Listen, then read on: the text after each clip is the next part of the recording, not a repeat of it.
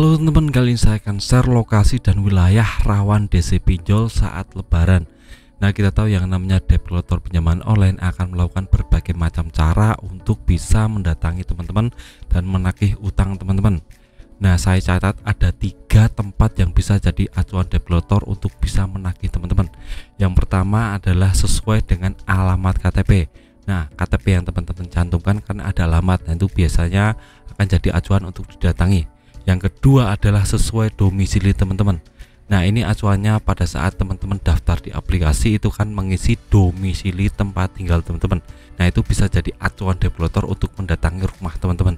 Yang ketiga adalah alamat kantor. Nah, ini sering sekali terjadi jika teman-teman sudah gagal bayar atau gagal bayar, maka akan langsung didatangi ke kantor teman-teman. Nah, padahal yang namanya OJK sudah mengatur tentang ini. Untuk penagihan itu wajib ke rumah domisili teman-teman, jadi tidak boleh ke kantor ataupun yang lainnya. Jadi jelas sudah diatur oleh OJK. Tapi untuk developer sendiri mau datang ke situ juga punya yang namanya petunjuk ya teman. Jadi tidak bisa langsung datang ke rumah, tapi harus memastikan dulu teman-teman apakah tinggal di situ atau tidak. Nah, ini juga ada acuan atau strategi dari developer untuk itu. Jadi ada 3 ya teman. Yang pertama adalah akses izin lokasi. Nah, ini sangat penting sekali. Misalnya teman-teman daftarnya di Jakarta tapi teman-teman ngakunya di Jogja. Nah, ini akses izin lokasi sangat berpengaruh sekali untuk bisa memastikan domisili teman-teman sebenarnya di mana sih, apakah di Jogja atau Jakarta. Teman-teman pada saat menghidupkan aplikasi kan ada izin lokasi. Nah, itu dari pihak server pinjaman online akan tahu, oh ini buka aplikasinya di Jakarta, oh ini buka aplikasinya di Yogyakarta. Jadi jika teman-teman taruh alamat domisili palsu, itu dari pihak aplikasi juga bisa tahu ya teman. Jadi izin lokasi ini sangat menentukan sekali untuk yang namanya developer tahu tentang alamat real teman-teman ya teman. Nah, yang kedua adalah tentang pembelanjaan. Nah, misalnya saya contohkan di Aku-Laku, teman-teman beli kaos atau sepatu itu kan mencantumkan alamat ya teman. Nah, alamat itu bisa jadi acuan yang namanya developer untuk bisa menagih teman-teman, karena itu jelas alamat real ya teman. Jadi tidak mungkin teman-teman beli tapi membelikan orang lain, itu tetap nggak mungkin. Teman-teman beli barang ya untuk diri teman-teman sendiri dan developer tahu itu. Jadi jika teman-teman membeli barang sesuatu di Aku-Laku misalnya, itu ada alamat real, developer akan menagih ke alamat itu. Jadi teman-teman harus berhati-hati ya teman-teman. Nah, terus yang ketiga adalah developer biasanya memastikan alamat teman-teman lewat telepon atau WA. Ini biasanya nyamar jadi kurir atau yang lainnya, bisa menanyakan alamat teman-teman apakah di sini atau tidak. Nah, itu biasanya seperti itu. Kalau teman-teman jawabnya ya atau gimana, itu otomatis akan developer tahu jika itu alamat teman-teman.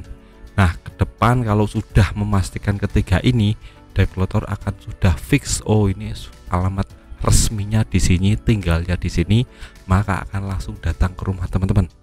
Nah, teman-teman harus tahu jika lebaran atau puasa atau hari-hari yang lainnya, developer itu tidak ada hari liburnya, jadi bisa datang pas lebaran atau momen-momen lain. Jadi teman-teman harus antisipasi ini. Jika teman-teman sudah didatangi oleh developer, teman-teman harus tanyakan dulu identitas, surat kuasa, surat sertifikasi, itu sangat penting sekali. Dan kuatkan mental, jangan sampai takut atau terintimidasi oleh yang namanya penagihan developer. Developer juga manusia, bisa dijak rembukan, bisa diajak berunding. Jadi jangan pernah takut teman-teman. Jadi lokasi dan wilayah ini yang menentukan banyak hal. Dan untuk wilayah-wilayah khusus misalnya yang jauh dari perkotaan atau pegunungan, itu biasanya tidak akan ditagih oleh developer karena untuk akses wilayah di situ sangat minim ya. Jadi developer juga mikirnya ke arah situ, apalagi untuk besarnya pinjaman juga cuma sedikit, jadi developer tidak akan langsung datang ke rumah teman-teman. Jadi untuk besarnya pinjaman dan domisili tempat tinggal di wilayah pegunungan atau perkotaan itu juga mempengaruhi apakah developer akan datang ke rumah teman-teman atau tidak. Jadi teman-teman harus cek dulu teman-teman domisilinya seperti apa dan besarnya pinjaman besar atau kecil, teman-teman yang tahu, saya tidak tahu ya teman. Jadi teman-teman bisa menentukan arah hidup teman-teman akan nanti bayar atau tidak, itu terserah teman-teman ya teman. Jadi saran saya kalau ada developer, teman-teman hadapi saja, jangan takut ya teman-teman, berunding saja untuk masalah penyelesaian hutang gagal bayar ini, atau teman-teman mau menghindari juga terserah teman-teman. Yang penting saya ingatkan sekali lagi, jika debt collector datang itu cuma sekedar menagih, tidak boleh melakukan perlakuan kasar, intimidasi atau yang lainnya, karena kita sudah dilindungi oleh aturan-aturan OJK. Jadi jangan pernah takut, jangan pernah yang namanya terintimidasi ya teman. Akan ada solusi lain yang bisa teman-teman cari agar bisa melunasi utang pinjaman teman-teman. Jadi teman-teman harus berpikir positif, jangan pernah takut ya teman. Nah, itu saja video saya tentang lokasi dan wilayah rawan DC pinjol saat lebaran. Semoga teman-teman bisa terbantu dan bisa mengambil manfaat dari video ini. Sekian video dari saya, semoga bermanfaat. Tetap semangat untuk kehidupan yang lebih baik.